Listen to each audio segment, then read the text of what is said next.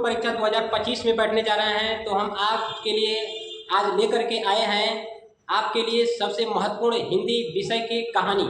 यानी कि हिंदी विषय में आपको कौन से कहानी लिखने हैं कक्षा 12 के स्टूडेंट के लिए। तो कहानी के लिए आपको अंक अधिक प्राप्त होंगे, अधिक अंक कैसे प्राप्त होंगे वो हम आपको बता रहे हैं कि कहानी में आप क्या लिखेंगे। देखिए, आपकी किताब में कहानियाँ तो बहुत सारी दी हैं, लेकिन उसमें से आपको 2 कहानी ही आपको याद करना है। यदि आप 2 कहानी याद कर लेते हैं, उस कहानी को अच्छी तरह से यदि आप पढ़ लेते हैं, तो वही कहानी आपके परीक्षा में आएगी और उस कहानी को यदि आप लिख सकते हैं तो आपके अंक जो है कि बढ़ सकते हैं और आपको लिखना होगा और आपके अंक जो है बढ़ेंगे। तो कहानी एक देखिए, कहानी आपकी पंचलाइट है। कहानी जो पंचलाइट है, ये जो आप जानते हैं कि खड़ीश्वर नाथ रेणु के द्वारा लिखी गई है। ये कहानी बहुत ही महत्वपूर्ण है, ये पिछले कई वर्षों से आपको आ रही है। ये एक जो है कि ग्रामीण अंचल की कहानी है, इसमें ग्रामीण परिवेश के बारे में बताया गया है। तो इस कहानी को आप जो है कि पढ़ करके तैयार कर लें और उसके बाद जो है उसके बाद आपकी जो कहानी है, दूसरी कहानी जो परीक्षा में सबसे अधिक आती है, बहादुर। बहादुर जो कहानी है अमरकांत के द्वारा लिखी गई है। ये भी कहानी बहुत महत्वपूर्ण है। आप पिछले कई वर्षों के यदि प्रश्न पत्र को आप देखेंगे तो उस प्रश्न पत्र में ये कभी दे देता है कि पंचलाइट या बहादुर कहानी के सारांश लिखिए या कहानी के उद्देश्य बताइए। तो आप कहानी के सारांश और उद्देश्य को आप अच्छे ढंग से पढ़ लें और देखिए, कहानी लिखते समय कहानी में आप जो है कि अच्छे तरह से उसको लिखिए। कहानी लिखते समय आप जो है कि उसको सुंदर ढंग से लिखेंगे। यदि आप जितने सुंदर ढंग से कहानी को लिखेंगे, आपको उतना ही अंक आपको प्राप्त हो सकते हैं। तो दोनों कहानी जो है आप पढ़ सकते हैं और दोनों कहानी को पढ़िए और उसको लिखिए। यदि अच्छे ढंग से लिखेंगे सभी, एक बार यदि आप कहानी को पढ़ लेते हैं तो आप आसानी से उसको लिख सकते हैं। ठीक है, तो ये दोनों कहानी बहुत ही महत्वपूर्ण है। आपकी पहली कहानी है पंचलाइट और जो दूसरी कहानी है बहादुर। आप दोनों कहानी को आप जो है कि तैयार कर लें।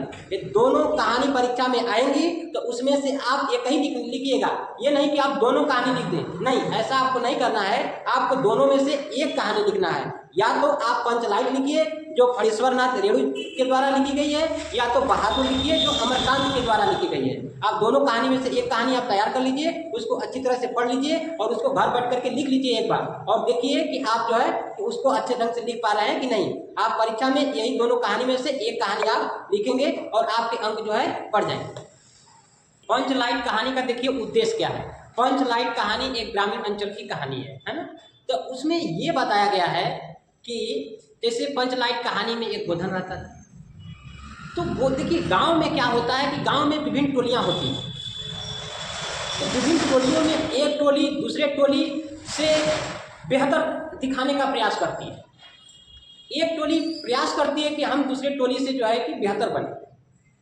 तो इस कहानी में ये बताया गया है कि गांव में कैसे एक दूसरे से प्रतिद्वंद्वता होती है, एक टोली से दूसरे टोली में कैसे प्रतिद्वंद्वता होती है। तो ऐसे ही इस कहानी में जो है कि प्रतिद्वंद्वता थी और गोधन था। जैसा कि आप जानते हैं कि इसमें जो पंचलाइट है, जिसको आप पेट्रोमैक्स भी कहते हैं, तो जो कहानी है ये पंचलाइट, इसमें ग्रामीण अंचल के सुधार यानी कि जो प्रतिद्वंद्वता है उसमें सुधार कैसे किया जाए, इस कहानी का ये उद्देश्य है कि गांव में सभी लोगों को एक समान रहना चाहिए, एक समान सबके साथ व्यवहार करनी चाहिए, है ना। उसके बाद जो कहानी है जो बहादुर है, बहादुर कहानी में ये बताया गया है कि जो बड़े परिवार होते हैं वे नौकर रखते हैं, तो नौकर के प्रति आपका व्यवहार कैसे होना चाहिए। जैसा कि आप जानते हैं कि बहादुर जो था एक अच्छा नौकर था और वह सभी कार्यों को सही समय से करता था, लेकिन घर के जो परिवार के जो सदस्य उसके साथ अच्छा व्यवहार नहीं करते थे। तो ये कहानी आपको प्रेरणा देती है। प्रेरणा ये देती है कि आप यदि घर में नौकर रखते हैं तो नौकर के प्रति आपका व्यवहार क्या होना चाहिए, और तभी जाकर के नौकर आपके यहाँ अधिक समय तक कार्य कर सकता है। यदि आपका व्यवहार नहीं सही है तो वह नौकर आपके यहाँ अधिक समय तक कार्य नहीं कर सकता। तो ये भी एक कहानी जो है सुधार के बारे में बताती है कि आपको अपने व्यवहार में सुधार करना पड़ेगा।